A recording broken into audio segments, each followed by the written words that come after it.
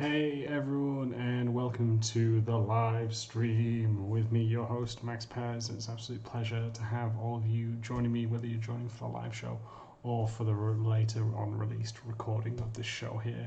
Absolute pleasure to have you all join me today. Really appreciate your time.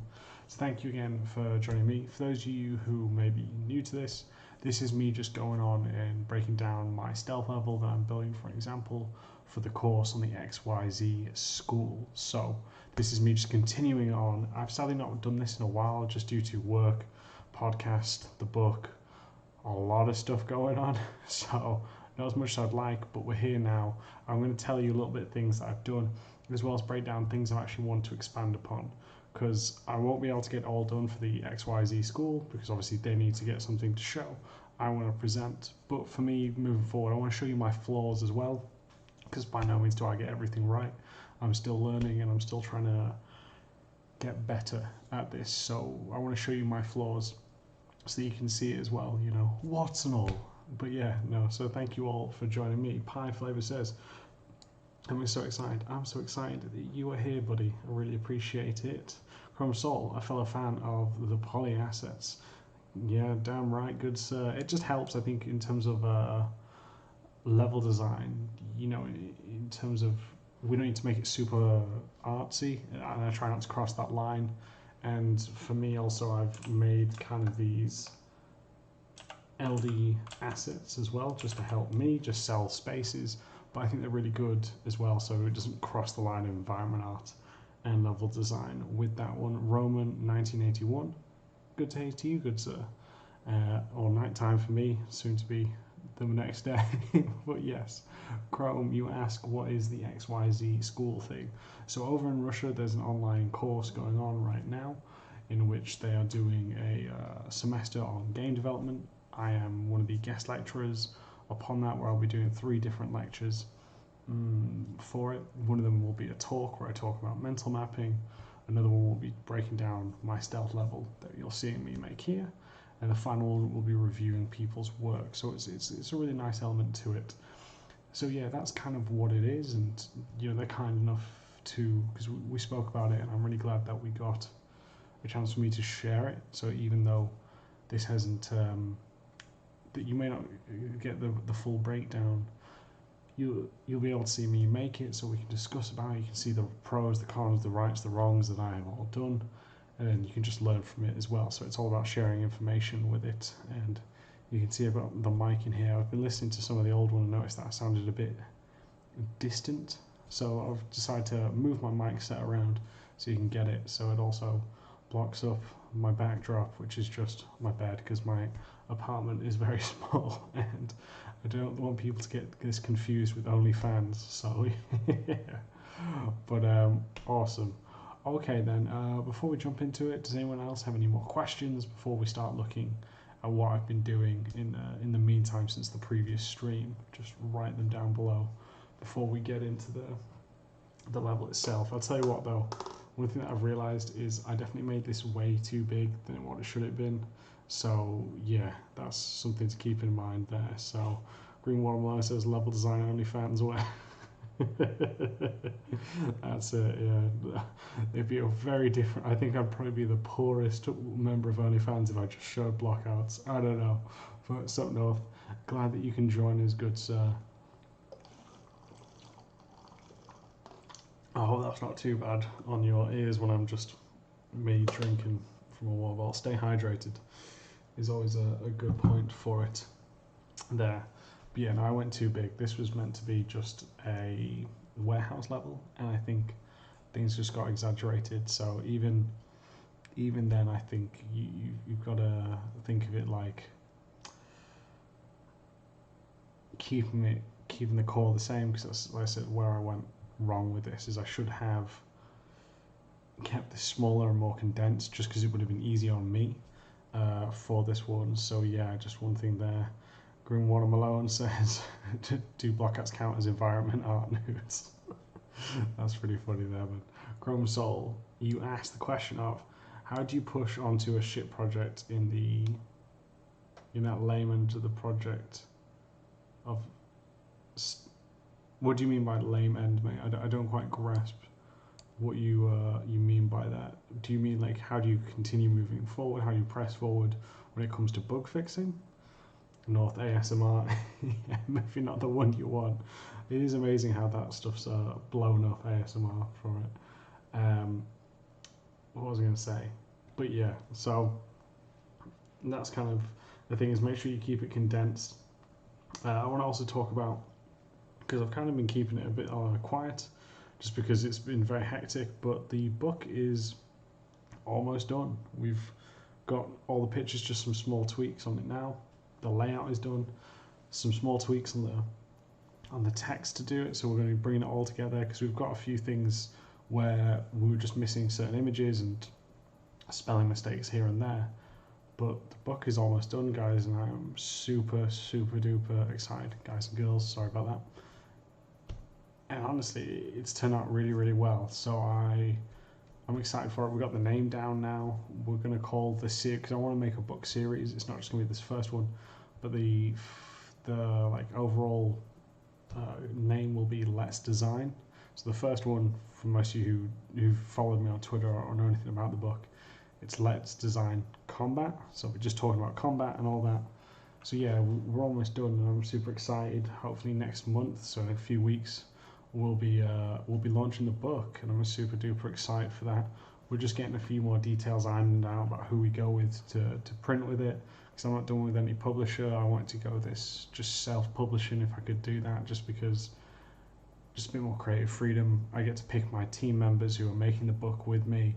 That was very important. And yeah, so anytime you see a book, I want to do 3 in total, but I kind of, I said, focused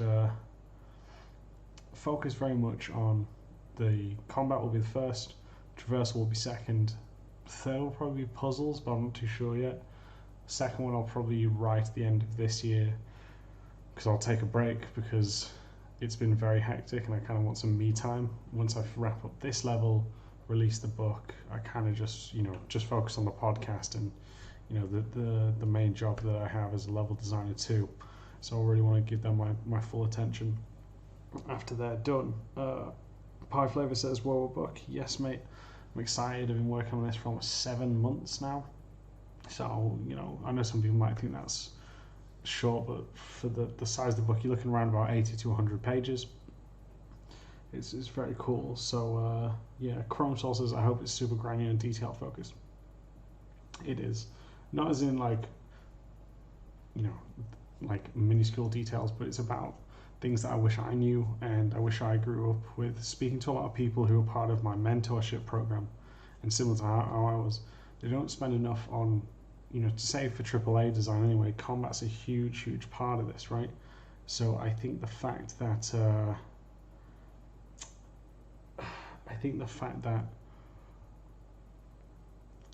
I didn't have all this information, or wish I had it, it gives people a chance to have that one. And tips on what makes a good combat space. What is it you can do to make this very important and make the combat entertaining? So I give you some really good pointers that I wish I had in my early stage of the career. Green Watermelon says Virtual City's got pushed back. Oh wow, until November because of for printing issues with COVID. Ooh, okay, right. So I'll double check. That's a good point. I will be finished to release in June, but maybe publishers won't get it done in time. That'd be a real disappointing element. Okay. No, it was good information to know. I'll look into that one. The ebook will still probably come out, so if anyone who wants the ebook, that'll be available. But I'll let you guys know. It's a really good point, mate, and I appreciate it. So yeah, that's why we'll kind of go on from that point there. All right, peeps. So remember, Let's Design is going to be the name of the book series that I will go on for it and with. Okay, team. So enough about that. Let's kind of break down a bit more of what I've done. Okay. So last time we spoke, I spoke about trying to push the choices to making them feel impactful and different. So I've gone off and done this. We'll kind of break these down in a little bit more detail, but just from a first glance, I wanted to do a couple things. So there's going to be an interview that I did, which was really cool. which was called Vertical Vernacular with Sarah. She's the author. She's an architect in Seattle, and it's a really good book for level design and architecture, and I've really enjoyed it. And I've still got about 3/4 of the way through the book right now. Really loving it thus far. It's been one of the things I've been looking for, because architecture is something that I've still been really, it's still an aspect that I still need to get a way better grip on. And one of the things she said was very, very interesting, and one of the big differences she mentioned between architecture and level design is she goes, I'm trying to minimize corridors, while level design, you're trying to add them. And it just made me laugh because it's so true, right? Like, just to break this down a little bit. Here there isn't any corridors, right? This is very much just rooms on room. Room 1, room 2, room 3. Okay, very little corridors needed for it. Oh, there's one thing I actually noticed that I need to add here. For anyone who's read probably my most well-known article is Where's the Toilet? There isn't one here, so I need to add some porta potties / toys is what they're called in Poland around here. But yeah, super interesting, because then one of the things that I noticed I had to do is that the space wasn't broken up enough, right? Like, you're instantly in it and bam, we're already into something. So I added this kind of curve with these trees, and then this wall with this mountainside here, right? If you look at it, that's just a corridor that is just the same as a architectural corridor. And it just made me laugh, because I think her point was bang on. I was trying to add it, and it's nothing bad. It's more about when you use this, right? So for me, it was needing it because I needed that downbeat. I needed that, not that you'd done much in here, but just more of that transition space. We'll just play through so you can see what I mean, and hopefully this will build and not crash and destroy everything that I love in front of me. It seems to be taking a while.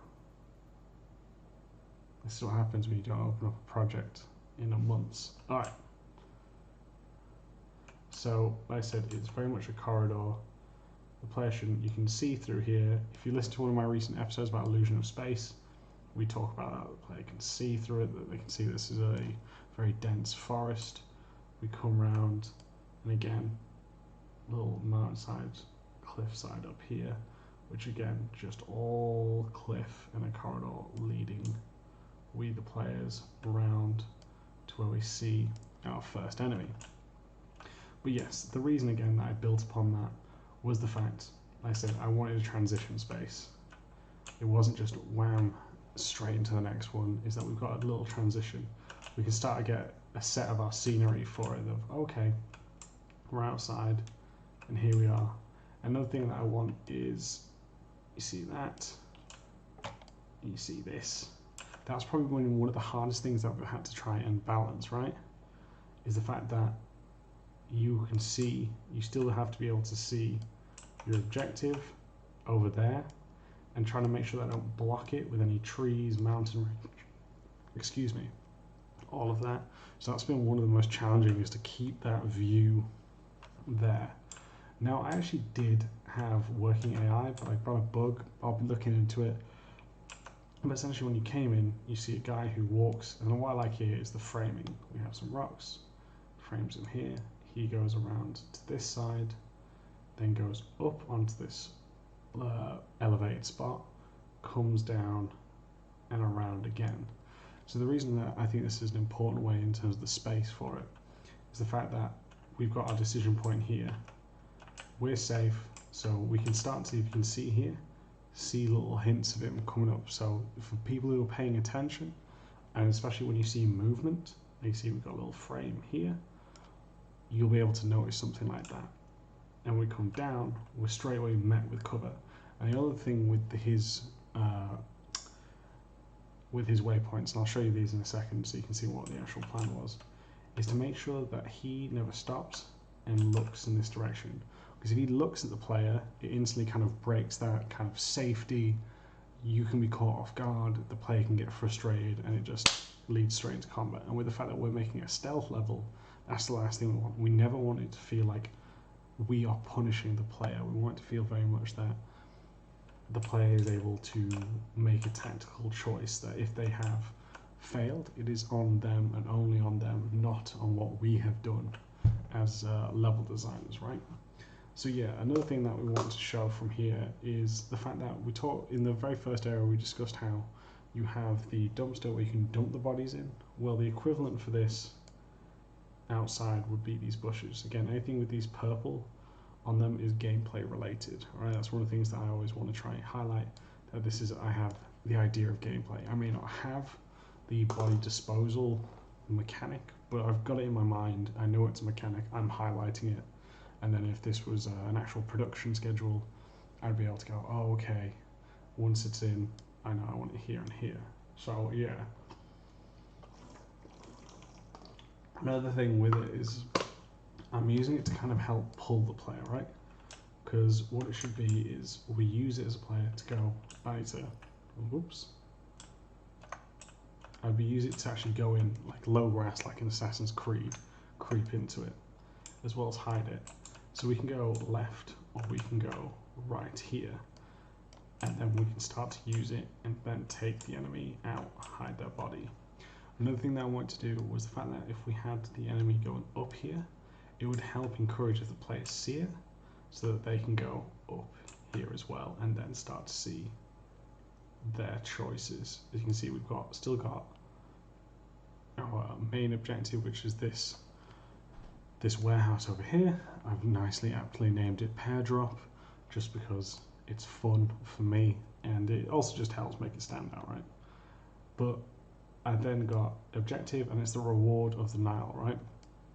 Where this is the reward, but when denied the straight path, so we have to go left or right. I can't tell the difference, but yes, that's how we do that. So that's how we've gone for it. So Chrome Soul asks, are you using Pro Builder or just prefabs? Just prefabs. These are the ones that you get from Blockout, which is free on Unity. I've just taken them, as well as used some of these city assets from VSync, I believe they're called, which they always have great sales on, using them. And then made some of my own, prefabs as well. So let's just turn on the AI. So let me also just put everything in correct. The correct actual, there we go. Make sure that you tidy your stuff up, peeps. That's, god damn it. There we go. It helps later. So cubes. See, I've been very unorganized, but it shouldn't be that way. Warehouse sign. And walls back into the walls. Cool. Again, just helps separate. So I select warehouse. I've got everything that I need there. Okay, right.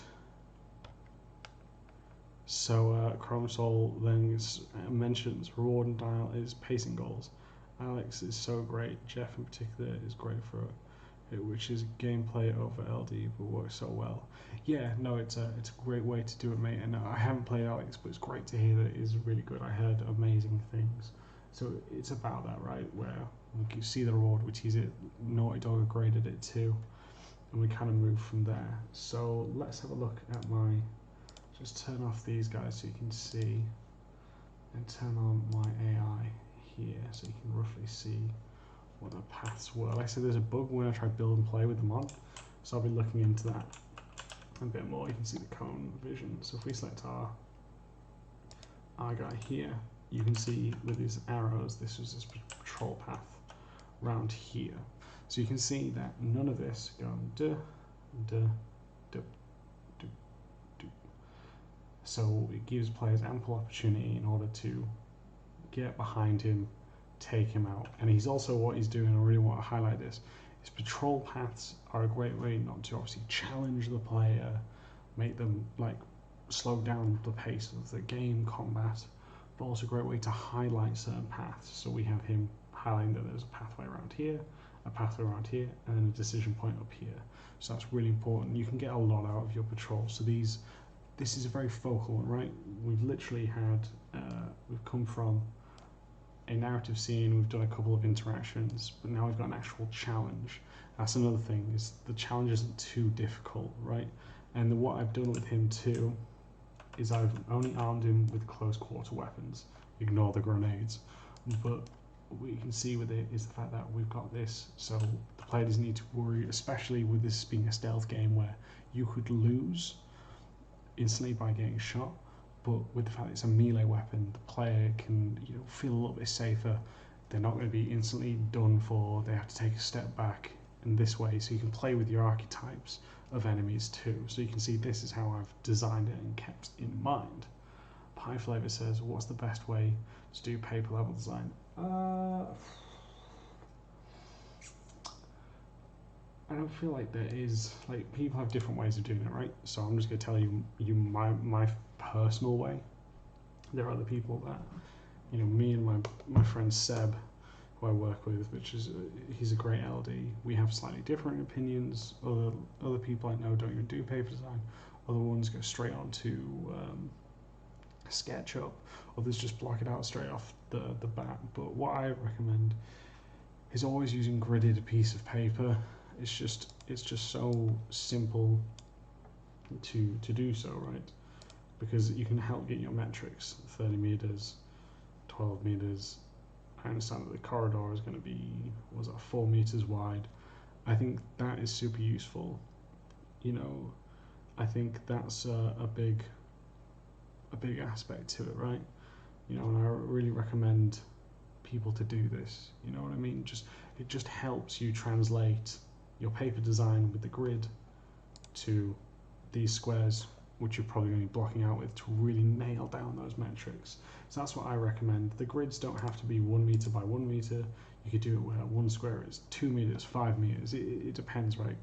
But I really recommend using gridded paper. I think this is the way to go with it personally. And yeah, I recommend that.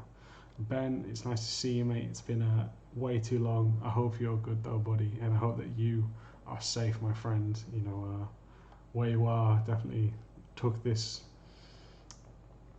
issue differently, shall we say? But yeah, mate, I hope that you're okay, buddy. It's really great to see you here. Derek asks, shouldn't all be around area of effect?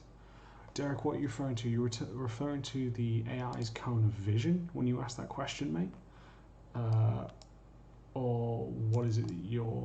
Oops. I can't even do this right. Sorry.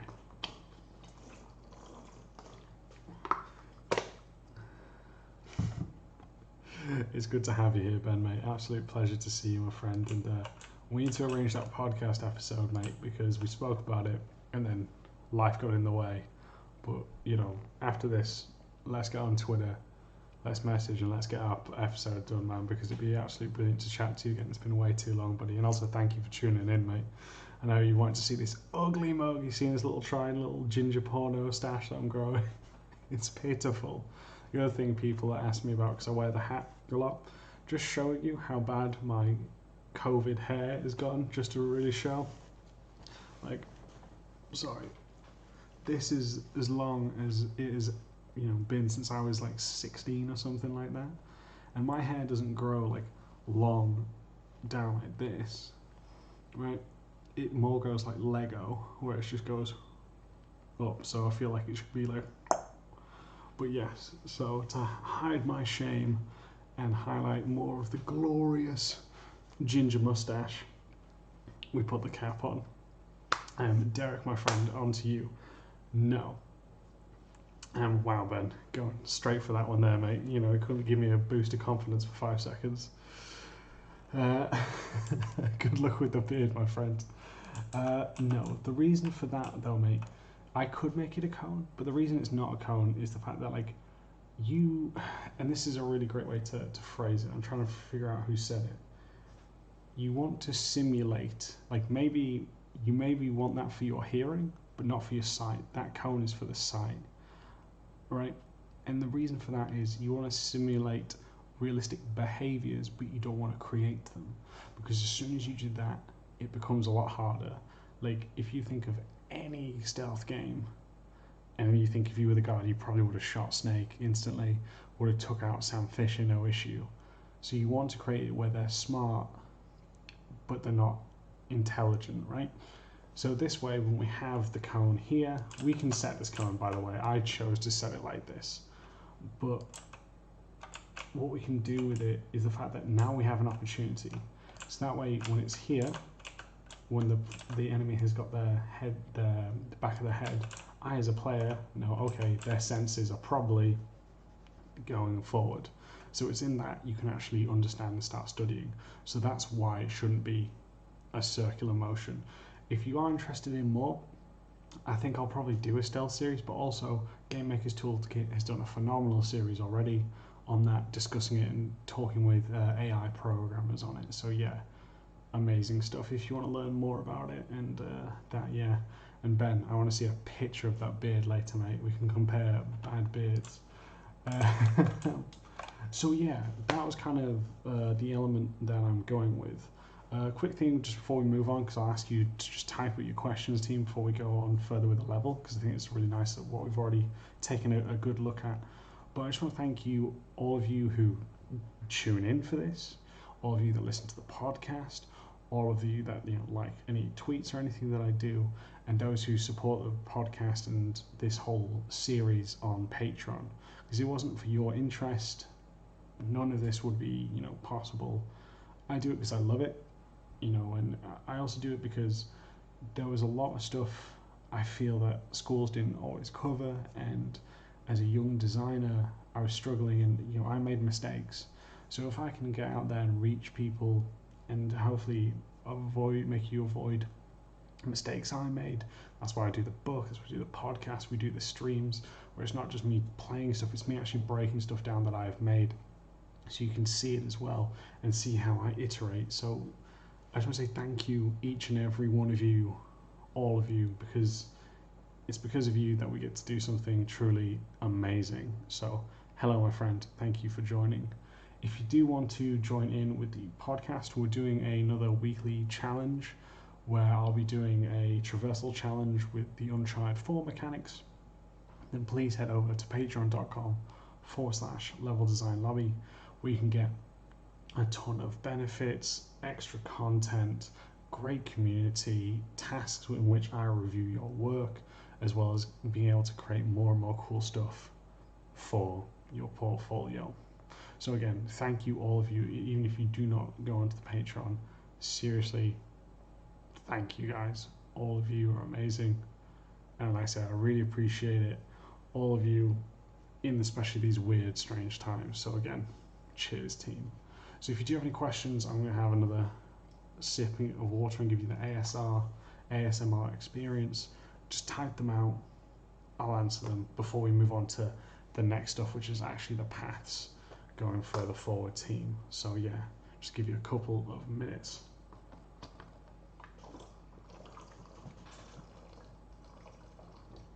I've got a fair few more plants today, up to 20 plants in my apartment. Very excited. My previous one I had about 30, but that place was a lot bigger than what I have now.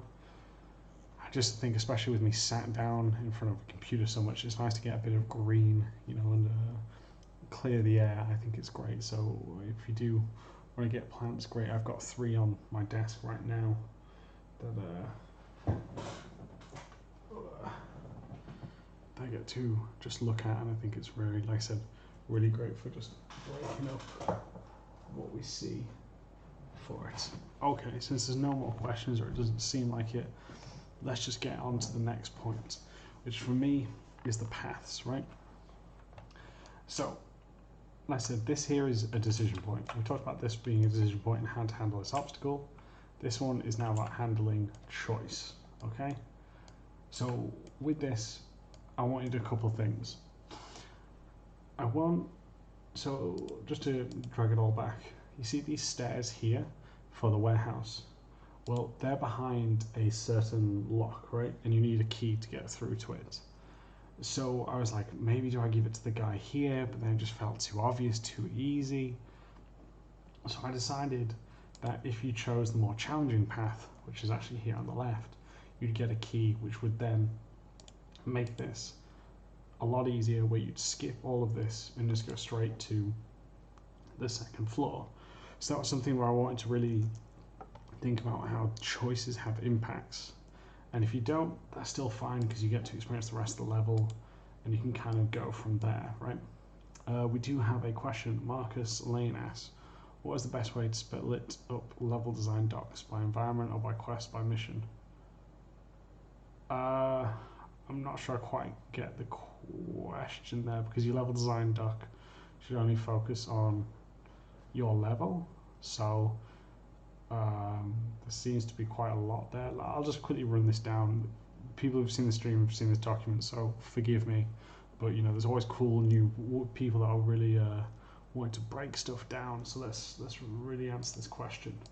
Okay, so this one, just keep in mind, for me, Marcus, is something for a personal project. It'd be slightly different if I was working on a project with multiple people. So let's just break down what I have here, and then I'll go into detail on a more professional level, okay, for you, bud?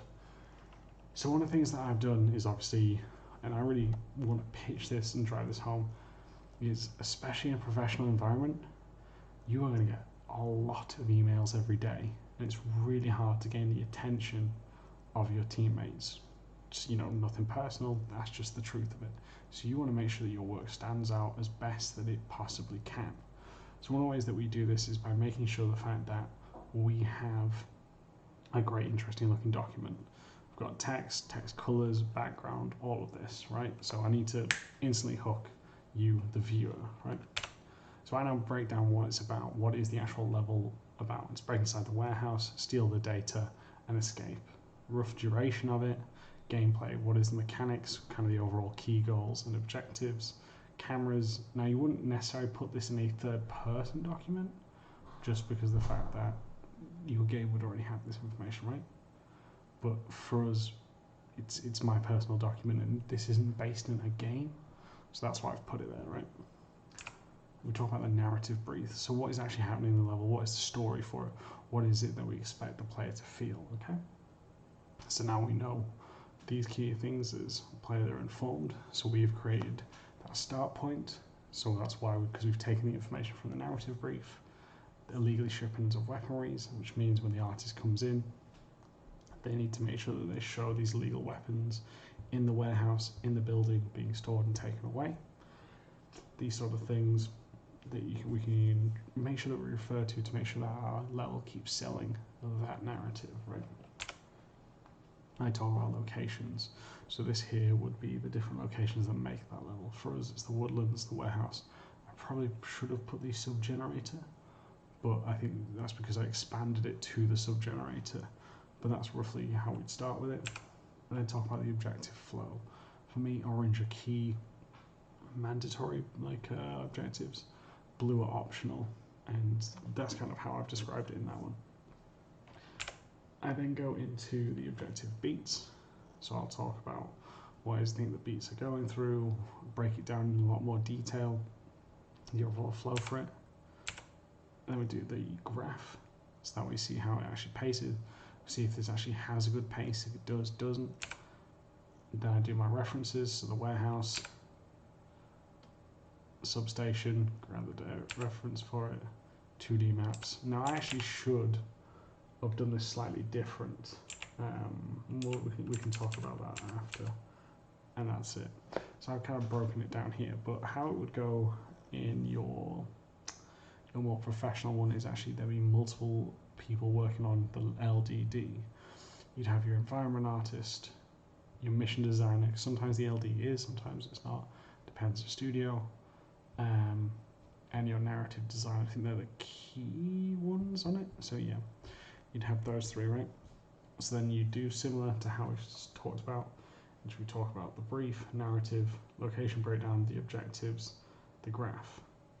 You would then do your 2D maps. The artist would supply your mood boards, and kind of breaking that down more. You'd actually have your flow graph for this, like we see we've got red dots for where the enemy's patrols we think they are, different mechanics such as trucks, security cameras, all of that. And it can be broken down into sections. Let me see, this one's slightly better example for a Deus Ex level I wanted to create. Let's just bring this up here. So again, brief.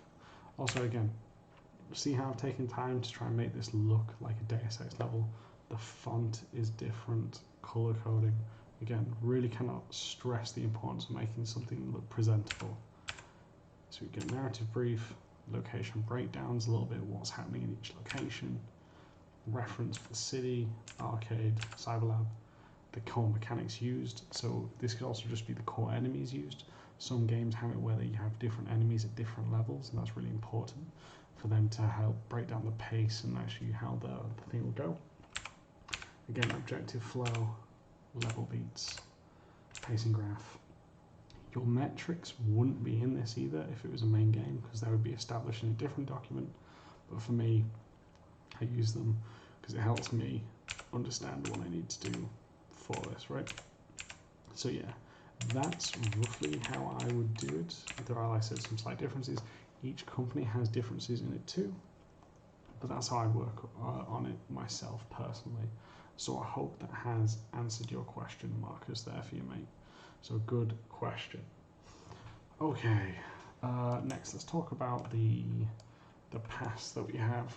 Oh, leaning too much. Have here. Now, we talked about how we have that challenge where you can get the key by taking the more difficult one. So right off the bat, I wanted to show the difficulty. So we would actually have these two enemies here, have it where they're discussing and talking to one another, and then they go off on patrol. And one of the things that we'll see with it, I'll just turn off my eye for a second here, is that I would have one walk over here. So the way that I'd shape this cliff isn't necessarily how it would turn out in the end, but I almost have it almost like an arrowhead pointing to down here to look over here. But also the fact that we see enemies here, especially in a stealth game, are a bit more of a deterrent, right? Because you've got to remember, in stealth, the last thing you want you to do is to walk next to enemies. You want to see the enemies so that you can plot around them. So this is what I've tried to do, is separate and kind of hint to the player that maybe this isn't the route you want to go. If people do, great, you're going to be rewarded for that challenge by being able to get a key to go past this in a quicker manner, right? Now, another thing I've tried to help do with establishing different feelings to the path is through colour. So this is grey mountainside, this being a more dirt path over here, right? You do have grey in the mountains, in these kind of rock formations, should I say, and we've got some water coming down, leading you around. But again, just having different colours establish difference. And also we can see that this is like an entrance here. And because it's a stealth too, you almost want to feel like the more that you're covered, think of it in like Thief, they have that eye indicator, the darker it is, the more hidden you are. So it's playing on that level that we want to be covered as a stealth player. So let's kind of go through the different paths that we've got in our team. So if we want to, we can come down here, we start to see water forming, and then the player can come down this way or come down this way, walk around, start to come down and make the way. So it's more of a traversal challenge. So one of the things I already think I need to do here is make this a little bit more interesting. Now I know it's traversal, but when you think about something like Uncharted, right? Now it's slightly different because that's more encouraging player for action, even action in the traversal. But I think I could break this up better to give more of a challenge. I won't be able to address this for the XYZ, but again, I want to show you where, there's elements in my mind where I'm thinking this can be better, so that we can come down. Now this is where we'll actually start to get a glance off one of the enemies. Let me just turn on AI again. Excuse me. That you can see here. So we're now aware we've got a spot of him from a distance, which means it gives us time to plan, strategize, and when we come down, we're instantly in cover. The other thing that I want to do is, because you come down, he's going to be looking the way. He doesn't know any movement, he's very static, making the difference, again, feel in from here, which is an easy kill, versus these two where we see two enemies talking before they go off and do their own patrols, right? So again, it has a very different feel. And because we have these disposable bushes, we instantly know, okay, this is the solution. Here's the problem, here's the solutions, right? So we know that we're meant to take this enemy out. And especially if we have it where that person is on a walkie-talkie, maybe having a cigarette, indicating through some form of animation that he's going to be looking this way for a while. Now another thing is I want to highlight that in stuff like Untitled, where you try to run up, this is too steep and you get knocked back down. Really making sure that players do come here. So also blocking the view so it doesn't encourage that movement up there, because if your view's blocked and we have this negative space here, why not take it? So yes, now this is something that I actually still want to work on. I don't think I'll get a chance to, but there's some good stuff in here as the starting block, but it needs to be expanded upon, built on, I think. So you're going to see this very much work in progress, but see where I'm going with it, right, team? So we start to come through the pipes here. Now this pipe doesn't have like natural T-junctions, it's only through these kind of T-junctions with gaps in them, so you'll have to forgive my shaky connections. But basically we come here, one thing we do is we tease loot. Oh, okay, so you can tease it, we can't reach it, but we've got something there. And then we'd have an enemy here. And the enemy wouldn't see you at first, but it's the fact that we can see an enemy and see these moving. So the player again is in a safe space to know, but they know that they are not alone, right? So if they're blocked, then we should come around here. We've got these floodgates so we can move through and come around this way. Now, if you look down here, this shows you to where the loot was earlier. So again, we start to build that mental map, because when you're in tight tubes, and especially when you're turning corners, because that's already 2 corners, a whole like 180 you've turned on yourself, which one I don't really like, but we'll talk about what I want to improve later. But by having again a chance to see where the player has gone, you can still establish a good place for them, like I said, the mental map for players to understand where they have been. Okay, so we can come back out, or we can come around. Now this is just to break up the mundane movement of just really going straight. So you've got these little sewer gates, so you can come, duck, you know, vault, duck. And this is where we'd come here. We'd have some cover for the player, so we can see that this. So when we'd come here or around, turn this corner, we script it where the enemy has walked past one way or the other. So we can be like, oh, okay, there's the enemy. Oh, there's a ladder. Again, blocked. So we know we have to come down and around. Come out. Now, this one thing that I need to focus on here, which I've gone wrong on, is the fact that an enemy can still see me through these grates. So I need to work on how to kind of better hide that for it. Then the player will come up, and we treat it as if it's some sort of roadworks constructions, which puts the player opposite the main warehouse. So that's one path for it. Let's talk about some things I don't like about it. A lot of curves. It doesn't feel like a natural pipe system, because the fact like this kind of, and I've only built it in a sense of for the player, but it doesn't feel like, you know, that's funneling sewage somewhere or anything. I know it's here, but I need to make it look like it's connecting to essentially a city, not just this, but other areas too. They said establish more that I can use for this area, whether that is more different types of cover, and also try and make sure that there's not more turns for the sake of turns, because there's quite a lot of turns in quite a small space.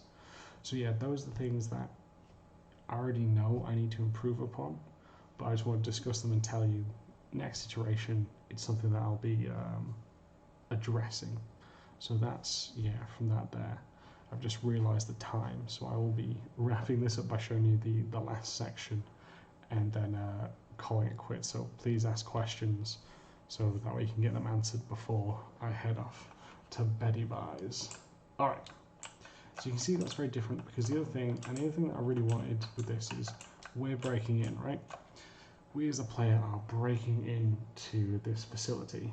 And one of the things I want to do with the emotion of the level, and you're not necessarily going to notice it, but I do like, is how we are going further and further down, you know, from this high vantage point, if you want to say, the high moral ground where we start as the player, to then making our way further down, muddying ourselves up even before we get there. So I like that idea of that tension of, oh, we're here and we're making the player feel even smaller as they go lower and lower and lower. So yeah, I really do like that elemental side that I'm working on here to tie in with the emotions too. So yeah, that's one of the things that we're working with. Just give me a second, make sure everything else is got everything going okay. Coolio. Just making sure we've got everything.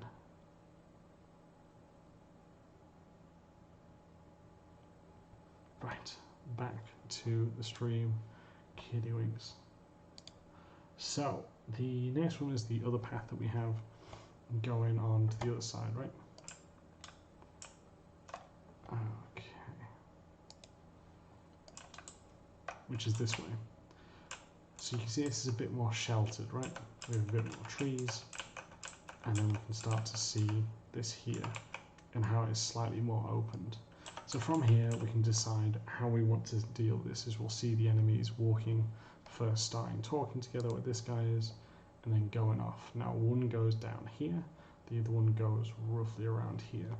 Now I've designed it in a way so you don't have to take everyone out. You do have options to hide them, but if you want, you can start to move away and do kind of a more pace and time, a wait and move game. Where we see them, we wait a little bit, and then we move on down. Now if you do want to take them out, you know, we could have cool takedowns where we just knock them off the cliff, these sort of things. So like I said, if you take some out, you get that key card later, and we get to go down here. Now one of the things I wanted to make sure I didn't do was I talk about having one of them come down here. I don't want them to come too close down here, because one of the things you'll notice, especially in first person, which is something you have to do, is the fact that when the player feels like they've passed a challenge, right? Say these two enemies are behind me. If I've passed it and then get spotted by them behind me, then I get frustrated because I'm like, what the heck? I have beaten this challenge, I'm getting punished for it. Which is why when you drop down to this next section, I've kind of put it as a drop down. So players instantly feel that this is another section by differentiating the height. So that's one thing that I want to go with this one here. So yeah, just to help push that one. Roman 1981 says, maybe you can stream how to make these changes to this level, or maybe stream the creation of any level, just for fun, but with your comments. Could stream how to make the changes to this. Oh, sorry, repeating itself. Roman, yes, that's something I'd like to do. In terms of, because of the deadline to get this done for the course that this is being built for, I won't be able to address them right away. That's why I'm just raising them up right now. You will see me address them at some point, but I just want to also say, if I don't, I just want to mention them too, because maybe someone seeing this might be like, oh yeah, that's really cool, I like it. And listen, I also want to show to people and to you all as well, is that, you know, I'm flawed. I'm not the best LD on the planet.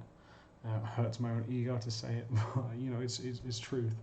So that's one of the things that I want to really discuss, is the fact that showing you that you don't make all the best choices your first time around, and that it requires iteration to go through, make it better and better and better, you know, these sort of things.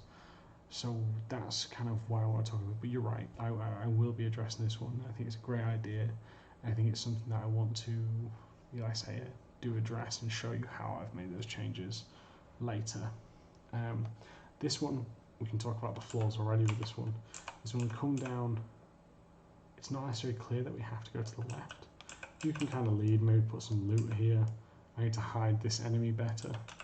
But, you know, just do it so if we've got all this space around here, yes, we can do it where we can see Still see pair drop over there, but just have it so it's worth exploring.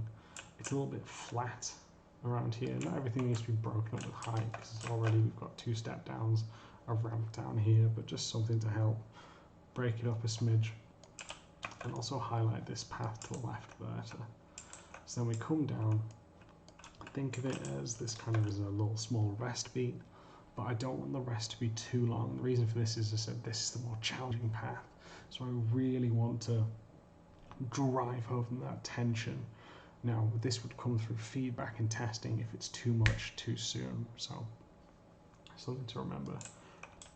So then we'd come down here and we'd have another enemy kind of walking around this space. Now as we come down here, you notice that I'm trying to angle the cover to expose this here, because that's where we should be going. So whether or not that I've done that enough, I think that needs to be done through testing too. So yeah, that's kind of where we're aiming for it.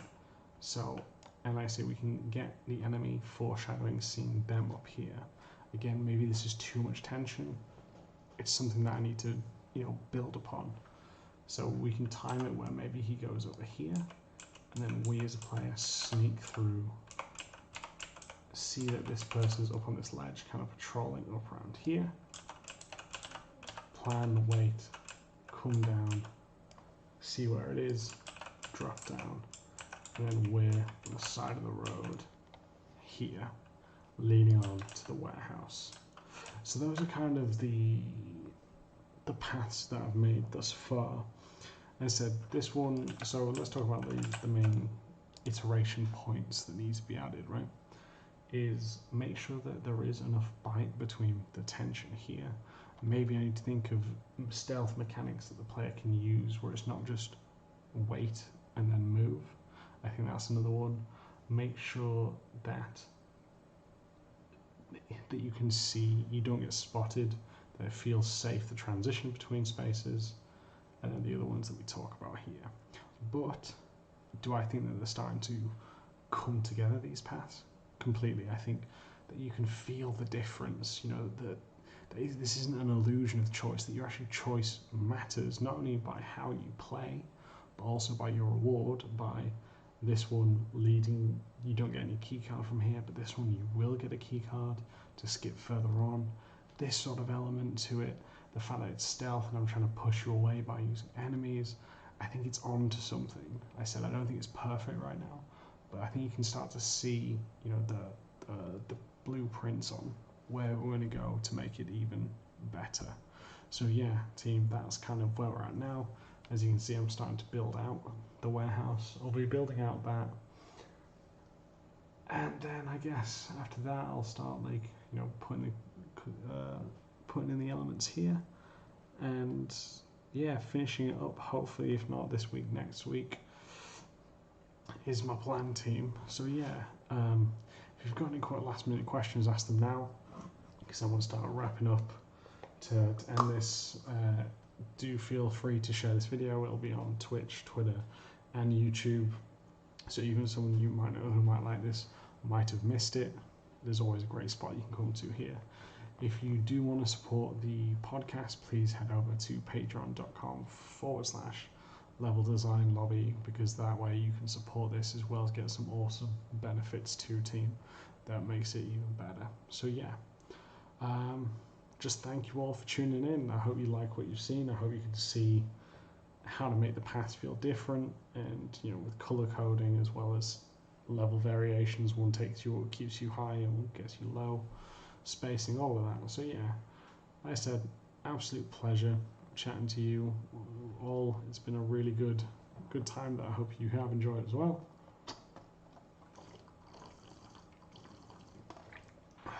And that hopefully you all stay safe, keep growing out your quarantine beards and hair, and yeah, take it easy, everyone. For those of you who don't know, I did a podcast Q&A. It just got released today, so you can check that one out on any podcasting app as well as YouTube. All of that to answer maybe some questions that you might have about level and game development. All right, everyone. See y'all later. Oh, sorry. Is it possible to I will double check, mate. Sorry, Roman asks, is it possible to add Russian subtitles? I will need to check. I don't know, because I don't know if it automatically translates or I have to get a Russian translator, and I don't have a Russian translator. So I will look into it though, because I know the LDL is growing in Russia. You know, so yeah, I need to make it as easy as I can for all of you lot down there.